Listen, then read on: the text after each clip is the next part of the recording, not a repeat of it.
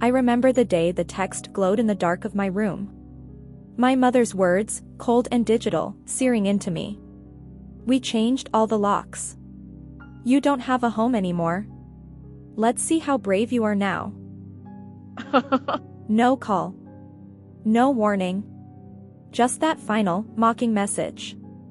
I stood there, the world tilting on its axis. And then, a strange sound escaped my lips, a laugh, quiet, almost serene. It wasn't the sound of breaking. It was the sound of a lock clicking open. Because that message wasn't the end of my story. It was the first sentence of mine. 2 days later, their lawyer's email confirmed the shift in the universe with 5 stark words: "We have a problem. Call immediately." But let me rewind. Let me show you how a perfect family can be a beautifully crafted lie. From the outside, we were the portrait of suburban bliss. The house on Maple Street with its white shutters and manicured hedges. Sunday dinners that smelled of roast chicken and a peace so fragile you could taste its metallic undertone. I was raised to be the cornerstone of that illusion, the reliable daughter, the fixer.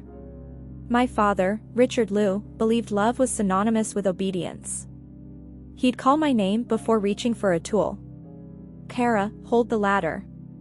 Kara, grab the wrench." I learned to balance on rooftops before I learned to simply be.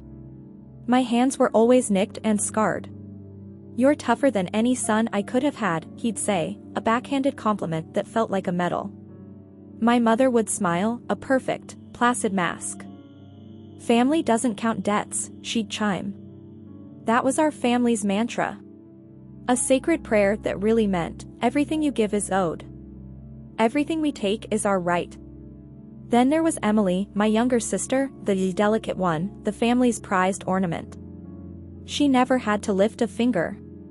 I mistook my servitude for strength, my silence for devotion. I paid mortgage payments at 17, covered major repairs by 21. I was so good with numbers, they said. I was just good at being used. The crack in our beautiful facade came on a rain-soaked night. I came home late and heard my name through the kitchen door. She doesn't realize all her help was voluntary. My mother's voice was a sharp whisper. "When we sell the house, it'll just be our names on the papers." Sell the house. The words landed like a physical blow. My father's low laugh followed. Classic Kara. All heart, no business sense. Emily's hesitant voice, "But won't she expect something?" My mother's reply was a knife, twisted. "Expect what?" She gave gifts. Gifts don't buy ownership. Gifts. The word turned to ash in my mouth. I stood there in the dark hallway, my whole life reframed as a transaction I never agreed to. The love I thought I was building with was just a debt they never intended to repay. I didn't scream. I didn't cry. I went to my room, opened my laptop, and in the blue glow of the screen, I began my quiet rebellion. I became an archaeologist of my own exploitation. I unearthed bank transfers, utility payments, receipts for roofing supplies, invoices for contractors I'd covered. I built a ledger not of money, but of truth. $85,000.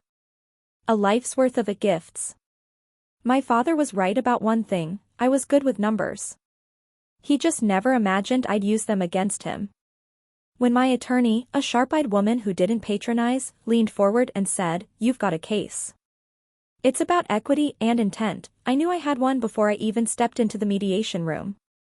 The day of the meeting was unnervingly calm.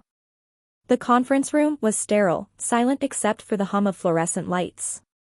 My parents entered, a parade of feigned normalcy. My mother in her humble beige coat, my father's jaw tight with suppressed fury, Emily pale and trailing behind. "Kara," my mother began, her voice dripping with synthetic concern. "You look tired, sweetheart." "Good morning," I replied, my voice a flat, calm C. "You didn't have to make this so official. We could have talked." I met her gaze, unblinking. "You changed the locks." Talking didn't seem to be our family's preferred method. The mediation began. My attorney laid out the evidence like a general deploying troops. Page after page of financial proof. My father spluttered, those were gifts. She was helping her family. But then came the coup de grace. My attorney slid a printed copy of the text message across the polished table. We changed all the locks. You don't have a home anymore. Let's see how brave you are now. Dot. The mediator adjusted his glasses. This message suggests intent. It was a joke, my father roared, his face purpling. I looked directly at him, my voice dangerously quiet. So was your idea of family. It was then that their own lawyer leaned into my parents, his urgent whisper cutting through the tension. We have a problem. You need to call me immediately after this. The irony was so perfect it was poetic. My mother's mask finally shattered. Kara, please, she begged, her voice cracking. We're family. I looked at her, at all of them, and saw not my family, but the people who had built their home on the foundation of my silence. You're right, I said softly. We are family. That's why I gave you years of chances. But family isn't a license to drain someone until there's nothing left. The fight went out of them then. They were confronted with the unassailable truth of their own actions, documented in my relentless ledger. The court's decision came weeks later. I was awarded 50% of the house's value. It wasn't a victory dance, it was a quiet settling of accounts. The house sold, and my parents were forced to split their golden years with the daughter they'd thrown away. I didn't go back. That house was a tomb of memories. Instead, I bought a small townhouse across the city. The very first thing I did was change all the locks. New keys. New rules. My own peace. Sometimes my phone lights up with their names, full of guilt and regret. I never answer. Some doors, once closed, are meant to stay shut. They changed the locks to show me how brave I was. They never imagined I'd be brave enough to build a whole new house, with a stronger foundation, and lock them out forever. They taught me a brutal lesson, that the most important quest isn't for revenge, but for the freedom to write your own story. And that freedom? It's a quiet, powerful thing. It tastes like morning coffee in a space that is entirely your own. It sounds like silence, and it feels like peace. If you've ever had to rebuild from the wreckage your own family left behind, you are not alone. Your peace is worth protecting, even if you have to fight for it. Share your story of quiet strength in the comments below. And subscribe for more tales of reclaiming your life.